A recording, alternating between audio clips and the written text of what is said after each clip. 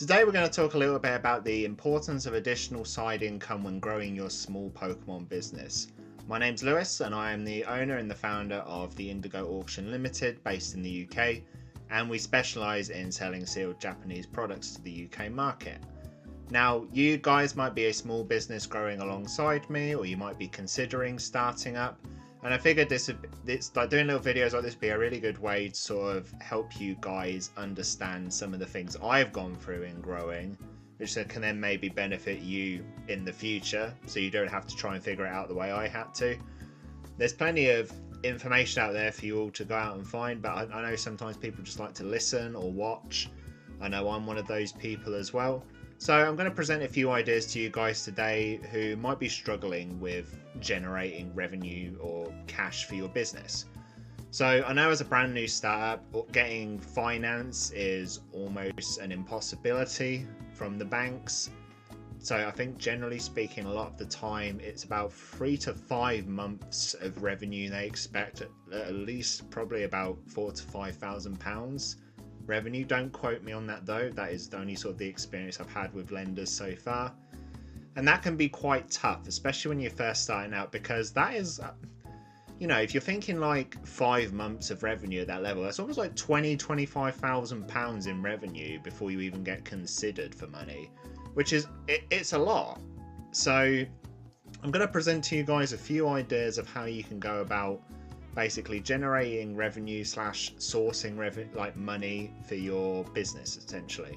So the way I generally source stock, for one, is I leverage a credit card. So the credit card is used solely for purchasing stock or business purchases. So I will go to my supplier in Japan, I'll say like, hey, I need to get X, Y, and Z, and then they will give me the invoice, and then via PayPal I pay them via the credit card. Now, little caveat to this, make sure that your credit card does not have foreign transaction fees. The seller is going to charge you 5% at least for the PayPal fee. You do not want to be hit by an interest charge from your credit card company. So either check your current credit card and make sure that it is 0% on any foreign transactions, or get yourself one that is 0% on any foreign transactions, because that's you know, those little charges, they're going to add up over time. They're going to start eating into like your margins essentially. So that's a good place to start, and I find that utilizing maybe 60 to 70% of that limit is a good number to go with. You don't really want to over leverage yourself with your credit, because there are going to be unexpected costs that you don't expect, or your stock might not sell as well as you expect it to. So you don't want to go maxing yourself out and leaving yourself in a bad place. With that being said, for a lot of us that don't have the bank of mum and dad or big finance to come and help you out, we have to be a little bit more creative when it comes to generating money to help grow the business. My number one thing, and I swear by this, is going out and doing food delivery. I don't know why some people out there get a little bit snotty and a bit up themselves saying, oh, food delivery, why would I do that? Food delivery is great, honestly. Like, it's such a really easy thing to just pick up and drop whenever you want. So I run with Just Eat and Deliveroo. I was on an e-bike until I decided to be Superman and fly over the top of my handlebars and pop this shoulder. It's doing much better now, by the way, thanks for asking. So basically speaking, you can just sort of arrange your own work around your time, and if you prioritize the times where they really need people to deliver, like during the peak times, you can earn yourself some really good money. An example this week is I only worked Friday, Saturday, and Sunday. Yeah, Sunday I worked. God, my lord. What is my brain doing? And basically you can get yourself a really good chunk of money. So I think I earned around £150–200 for maybe doing, in grand total, about 7 or 8 hours worth of work, which isn't a lot of work really in the grand scheme of things. You just sat in your car just picking up stuff and just dropping it off. It's, Yeah, there's annoying parts to the job, but I think the benefits far outweigh the negatives of it, essentially. So I'd really suggest like looking at your schedule and thinking, right, these times where I'm just sort of sat just on my bum, not really doing much, like watching TV, just doom scrolling or whatever. I think, is this time that I can be productive with? Can I go out and do something? And I highly suggest going out and doing food delivery because it's easy. You get to just be in your own clothes and chill out and listen to your music and stuff. It's much better than just getting like a second paid job or whatever. It's a lot more chill. Point number 2. Go through your own personal finances and see what stuff you can cut out of it. Because I guarantee there is a lot of money being spent by you guys that could be getting used to invest back into what you're doing. I mean, everyone's done it. You've gone through your bank statement. You're like, I've been paying this thing for, I don't know, Disney Plus for 12 months and I've not even touched it, for example.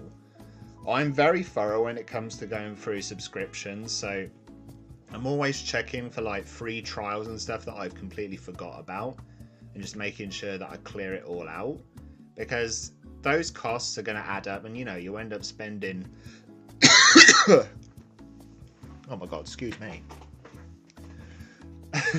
You'll end up spending way more than you need to on something you really don't need. And like things like PlayStation Plus, for example. I love my PlayStation, but I don't play it nearly as much as I used to, so I cancelled that. Saves me £12-13 a month, so that's what, 130 quid a year? Great, that can be invested back in. That's like a whole shipping supplies purchase for me at the moment. You know, you gotta look at things in like the bigger picture. So going through your subscriptions and your services and your personal finances is a really good way to try and just chip out some like loose change you've got kicking about. And also going through what you've got at home and thinking, do I really need it? And that's quite painful because a lot of us are hoarders, let's be honest. We buy stuff because we want to, like they're impulse purchases. Like we buy it, we get it into the house, and then we maybe use it for like a month or two and then we never touch it again. So, you know, games consoles, computers, phones, we've all got them laying about, and really think like, does this item provide value to me right now? Like, do I actually use this to do anything? And if not, Facebook Marketplace, just get it out real quick. You know, or eBay if you feel so inclined. You want to get a little bit more money out of it. But I guarantee you guys, there is money in your house somewhere that you can make. So a little afterword on sort of this video. So you learn pretty quickly that starting up is very difficult. Cash flow is a huge problem when you first start out.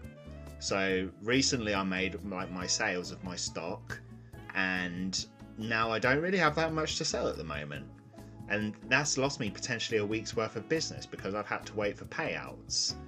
I know that's going to improve over time, and I know that with continuing with my little side hustles of doing food delivery and stuff alongside my day-to-day job, the situation will improve.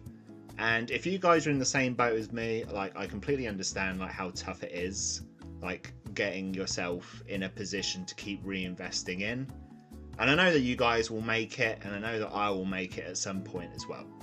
So there's just a quick little video I wanted to put out today about how I've been finding funding of my small business. If you've hung around for this long, thanks for watching the video. If you could just drop a like, subscribe, and also comment and tell me a little bit about what you like from small startups. What is it that you like seeing them do for you as like customers if you're coming to buy from them? I'm very interested to know. But as always guys, thank you for your time and your energy, and I will speak to you soon. Take care.